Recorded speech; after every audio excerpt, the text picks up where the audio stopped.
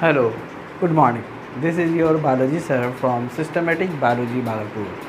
Myself Deepak Kumar Shah आपका welcome है हमारे YouTube चैनल पे. जैसा कि पिछले कक्षाओं में हम लोगों ने कई बीमारियों के बारे में पढ़ा, आज एक नई बीमारी और उसके उपचार के बारे में हम लोग पढ़ेंगे और उस बीमारी का नाम है एड्स. एड्स एक ऐसी जानलेवा बीमारी है जिसका आज तक कोई भी इलाज नहीं है. यह एक अपने आप में लाइलाज बीमारी है. इसमें सबसे बड़ी बात अपने आप में सावधानी बरतना ही इस बीमारी का एक इलाज है. आइए देखते हैं एड्स के बारे में टॉपिक. एड्स यानी एक्वायर्ड इम्यूनो डिफिशिएंसी सिंड्रोम. याद रखिएगा एड्स का पूरा नाम एक्वायर्ड इम्यूनो डिफिशिएंसी सिंड्रोम.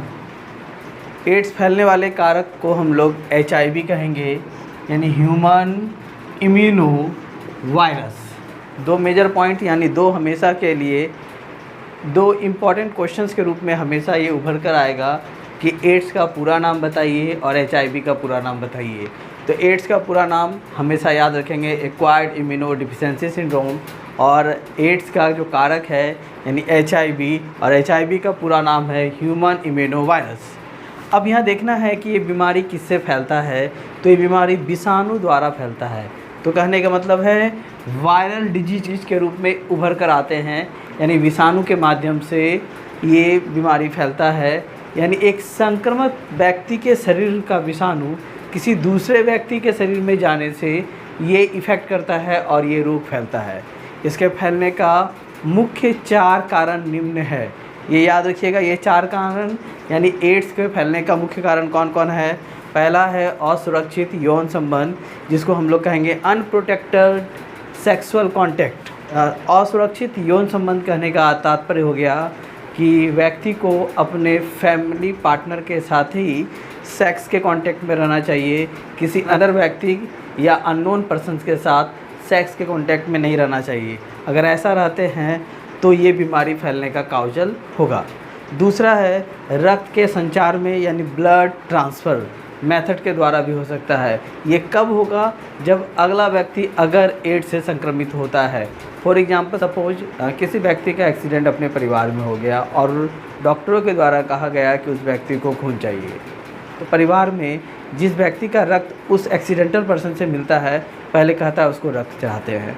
तो कभी कभी क्या होता है कि अगर व्यक्ति का जान बचाने के दौरान किसी परिवार में ही किसी व्यक्ति का ब्लड चढ़ा दिया और वो व्यक्ति अगर पहले से HIV ग्रसित है तो उस व्यक्ति का खून जिस व्यक्ति पे गया यानी जिस एक्सीडेंटल पर्सन पे गया तो कहीं ना कहीं वो भी HIV का ही ग्रसित हो जाएगा. इसलिए जब भी कभी किसी भी व्यक्ति का खून अपने शरीर पे लेना है तो उसके अनुसार पहले उसका HIV और ब्लड ग्रुप जरूर देखना चाहिए.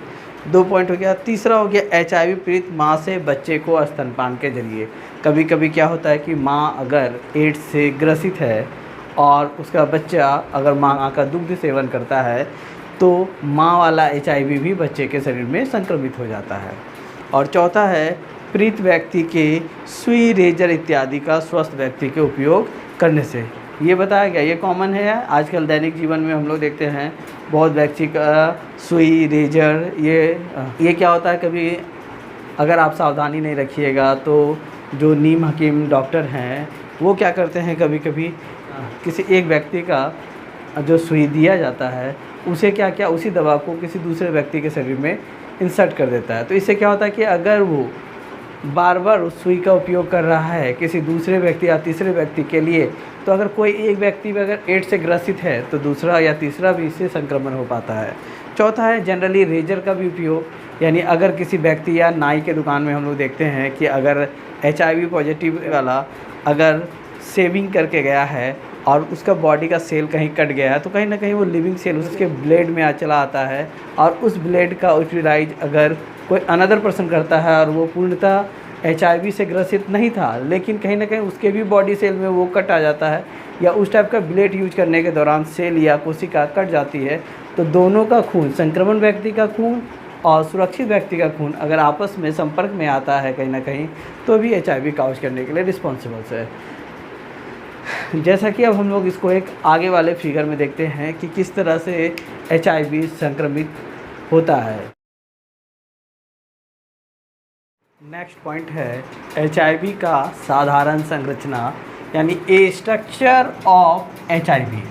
अब यहाँ देखना है कि एचआईवी किस तरीक़ा का होता है। अगर आप देखेंगे तो एक गोलाकार संरचना के रूप में है एचआईवी, जिसका जो बाहरी आवरण है वो आउटर मेम्ब्रेन है, वो जो बना हुआ है वो ग्लाइकोप्रोटीन का, यानी सिंपली हम लोग कह सकते हैं कि एचआईवी का बाहरी संरचना ग्लाइकोप्रोटीन के बने होते हैं।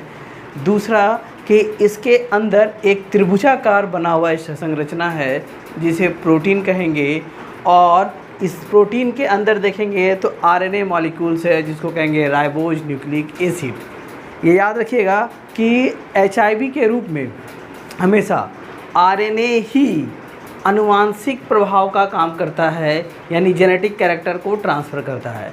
आइए अब डिटेल से देखते हैं इस टॉपिक को। यहाँ पे बताया गया कि एचआईवी की बाहरी झिल्ली ग्लाइकोप्रोटीन की बनी होती है। इसके बीच में एक प्रोटीन का आवरण बना रहता है जिसके अंदर आरएनए रहता है। ये आरएनए एक आनुवांशिक संरचना की तरह कार्य करता है जिसे हम लोग रेट्रोवायरस कहते हैं। यहाँ गौर इसी प्रकार एचआईवी में आरएनए जेनेटिक कैरेक्टर का ट्रांसफ़र करेगा, इसलिए आरएनए को ही हम लोग रेट्रोवायरस के नाम से कहते हैं। ये आपसे एक सवाल पूछा जाता है कि रेट्रोवायरस किसे कहते हैं, तो हमेशा याद रखिएगा कि एचआईवी में आरएनए एक आनुवांशिक संरचना की तरह कार्य करता है, इसलिए इस आरएनए को रेट्रोवायरस कहते हैं। हम लोग देखेंगे एचआईवी का हमारे शरीर में क्या प्रभाव है। अगर किसी व्यक्ति को एचआईवी रोग पकड़ लेता है तो उसका क्या इफ़ेक्ट है। पहला पॉइंट है लिम्फोसाइट। यहाँ पहले टर्म समझेंगे कि लिम्फोसाइट है क्या। जिस तरह हमारे शरीर में आरबीसी है, डब्ल्यूबीसी है, प्लाज्मा है, प्लेटलेट्स है, उसी तरह एक लिम्फ सेल भी पाया जाता है जो डब्ल्यूबीसी और प्लाज्मा के मिलने के फलस्वरूप बनता है। अब यहाँ क्या है, उसी लिम्फ जहाँ पे लिम्फ का प्रोडक्शन होता है वो उस जगह को हम लोग लिम्फोसाइट नाम से जानते हैं, जो कि एक डब्ल्यूबीसी का एक अपरूप है, यानी जिसको हम साधारण तौर पे ये कह सकते हैं कि जिसमें हीमोग्लोबिन मौजूद नहीं है और डब्ल्यूबीसी का ही एक रूप है। इसमें खास बात क्या होता है कि ये हमारे बॉडी में एंटीबॉडी उत्पन्न करता है, और एंटीबॉडी के रूप में जो सेल काम करता है उस सेल को हम लोग कहते हैं T4 कोशिका। याद रखिएगा, ये ऑब्जेक्टिव सवाल में हमेशा पूछा जाता है कि हमारे बॉडी में अगर एचआईवी हो जाता है तो शरीर का कौन सा तंत्र जो एंटीबॉडी बनाता है उसको मार देता है या उसको नष्ट कर देता है, तो आंसर लिखेंगे हमेशा T4 सेल। और कभी ऐसा दूसरे तरीक़े से अगर सवाल आपसे पूछ दे कि शरीर में कौन सा कोशिका एंटीबॉडी उत्पन्न करता है तो वहाँ पे T4 सेल देंगे। तो यानी सिंपली यहाँ पता चल जाता है हम लोगों को कि हमारे बॉडी में डब्ल्यूबीसी का एक अपरूप जो कि लिम्फोसाइट है वो एंटीबॉडी उत्पन्न करता है, और एंटीबॉडी उत्पन्न करने के लिए T4 कोशिका जिम्मेदार है, यानी रिस्पॉन्सिबल है। अब देखेंगे एचआईवी फैलने से क्या होता है। कोई व्यक्ति के शरीर में एचआईवी फैल जाता है। एचआईवी फैलने से सबसे पहले क्या हो गया कि उसके शरीर में बनने वाले एंटीबॉडी को मारना चालू कर दिया। दूसरा हो गया कि यानी T4 कोशिका को ही नष्ट कर दिया, यानी जो कोशिका एंटीबॉडी उत्पन्न कर रहा था उसके T4 सेल को नष्ट कर देता है। उसके बाद जैसे ही T4 सेल नष्ट होता है उसका शरीर रोग की तरफ झुकने लगता है। रोग की तरफ झुकने लगता है यानी कि जब शरीर में प्रतिरक्षा तंत्र यानी एंटीबॉडी नहीं बन रहा है तो कहीं ना कहीं दूसरा बीमारी को ऑफर दे रहा है कि वो उसके शरीर को इफ़ेक्ट करे। तो यहाँ सिंपल हो गया कि जिस व्यक्ति को अगर एचआईवी रोग हो जाता है उसको कई अन्य बीमारियाँ भी पकड़ती है, जैसे कि अन्य बीमारी के रूप में उस व्यक्ति को न्यूमोनिया होना शुरू हो जाएगा। दूसरा है क्या कैंसर का रूप होना चालू हो जाएगा, यानी कुछ ऐसे बीमारियां हैं मतलब न्यूमोनिया और कैंसर होना चालू। अगला पॉइंट है एचआईवी के लक्षण, यानी क्या क्या सिम्टम्स है। अगर कोई व्यक्ति अगर एचआईवी से संक्रमित हो जाता है तो उसको क्या क्या अपने में लक्षण अनुभव होगा। पहला, अधिक दिनों तक बार बार पेट खराब रहना, यानी जिस व्यक्ति को अगर एचआईवी होगा उसको उसका पेट हमेशा 2 दिन 4 दिन के बाद ख़राब होते रहेगा। दूसरा है क्रमशः शरीर का वज़न कम होना, यानी वेट लॉस होना। आप देखिएगा अगर जो व्यक्ति एचआईवी से पीड़ित है उसका वेट दिनों दिन घटते चला जाएगा। थर्ड पॉइंट, ज़्यादातर बीमार रहना, यानी व्यक्ति हमेशा बीमार रहेगा, यानी रोग से ग्रसित होगा, यानी जैसे बीमार होगा यानी शरीर का एंटीबॉडी घटने के कारण उसको और नए नए बीमारियों का भी सामना करना पड़ेगा। नेक्स्ट होता है जहाँ तहाँ त्वचा पर घाव का निकल आना, यानी एक बार प्रतिरोधी क्षमता या एंटीबॉडी की कमी हो गई तो जिसके कारण घाव भी जल्दी भरेगा नहीं और जो जैसा घाव है वो बढ़ते जाएगा बल्कि घटेगा नहीं। नेक्स्ट होता है कम काम पर भी क्या होगा, थकावट महसूस होगा, यानी थोड़ा ही काम करेगा और थक जाएगा बहुत जल्दी। नेक्स्ट है बातचीत करने में भी कष्ट का अनुभव होगा और धीरे धीरे स्मरण शक्ति यानी याददाश्त पावर यानी मेमोरी लॉस होने की संभावना होने लगती है। अब है यानी इसका रोकथाम यानी प्रिवेंशन, कैसे प्रिवेंशन करना चाहिए यानी कैसे बचाव करना चाहिए। तो इसके पहले ही हम आपको बता चुके हैं कि एड्स एक लाइलाज बीमारी है, इसका कोई भी इलाज नहीं है, यानी आपका अपना बचाव ही इस बीमारी का इलाज है।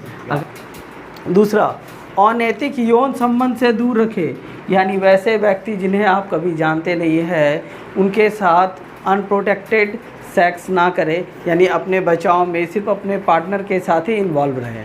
थर्ड है रुधिर लेते समय रक्त की जांच कर लें।